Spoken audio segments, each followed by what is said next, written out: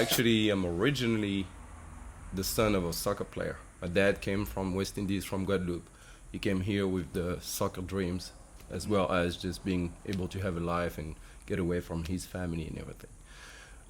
So obviously, I saw him play football, soccer when I was a kid, and I started with it. The problem is I was chubby, I was pretty big.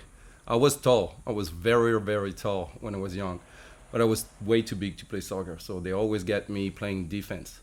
And also, I really didn't like it because my coaches, that's the crazy part. My coach back then, I only did maybe a week of soccer as a member of a team. And my coach told me, listen, X, you need to fake sometimes. Like if there's a contact, you need to fake. And he actually taught us how to fake, how to pretend that we were hurt in order to get like a whistle or something. And I didn't like it at all. And I didn't like the fact that, I'm from West Indies, but I lived in Paris my whole life, and it's cold here. So basically, I saw the gym right in front of me. It was nighttime. Lights were on the soccer pitch, but the gym was wide open. And I did get in, and I saw kids playing basketball. And I was like, oh, I like it. And I saw big kids, fat kids, a lot of kids, and they were just playing. And no one was actually considering the fact that maybe someone who's too tall, too small, too big, or too skinny can play. So I was like, maybe that's for me. So I went there, tried it, loved it, and kept on playing until then. And actually, my dad stopped playing at one point because he actually did a tryout for Auxerre, I think. Didn't work out. He wasn't mentally really into like being a real athlete and with all the sacrifices and everything that goes with it. So he started to work and everything. And when I got into basketball, he followed me kind of. And actually at one point he became my coach too. Didn't really know much about the technical aspect of the game, but he was really good at just pushing kids to their limits and helping them actually understand that they can do way more than what they think. It was tougher for me because I was his son. So obviously he was always picking on me first. But it was a cool experience. It was a cool experience at the end. So I started like that. I'm from Argenteuil. I was born and raised in Argenteuil in the 95, and that's where I started to play basketball. I actually played there until I was 15 years old. I was part of 3 different club teams because the teams changed and everything over there in Argenteuil. And then I moved. I was actually at one point, I was offered by a Pro A team, which is a French first division, and a Pro B team to go for like second tryouts or whatever. And the coaches actually really liked me, but my dad, he had them on the phone. He told them, listen, you're not going nowhere. I didn't know about it. He told the guys, my son is not going nowhere. He's too young. He's not ready or whatever. And I didn't even know about it. I actually learned about it when I was 18.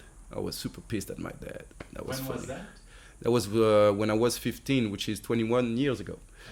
So basically, I went from Argenteuil to Ray Malmaison. Back then, Ray was a Pro B team.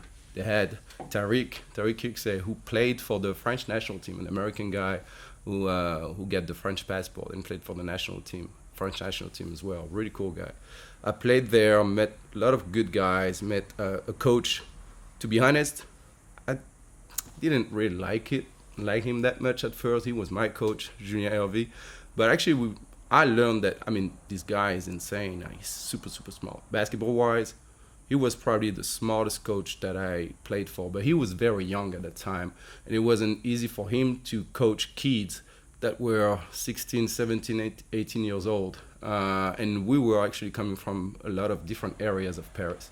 Not necessarily the best areas of Paris. And, we wanted to be tough. We wanted to be all that. But he did a great job. I didn't finish the year because I was stupid. I quit at one point. End of the year. Actually, they went all the way to the Final Four. It was great. I wasn't there, but I guess it was great. And then from there, I went to play. I was close to go to Montpellier, but Montpellier went bankrupt. I thought I was close to go to Montpellier. I talked to some coaches over there, and at one point, I received the news that Montpellier was going bankrupt. So I was like, snap, I already have that many options. And Lorient, which is actually still playing, they're playing in National 1 now. Lorient offered me to go there, and I was playing with their main team. It wasn't the same organization. It's like you had like Espoir even for lower level teams, like kids playing at a lower division in order to have more playing time or whatever. So I was just playing with the main team, but it was a great experience. Actually, coming from Paris, it was funny because we always think that people from Bretagne are really not into color people, and that their mentality is different and everything. At the end of the day, it was the best experience of my life. I've met so many great people. Never had any argument because of where I was from.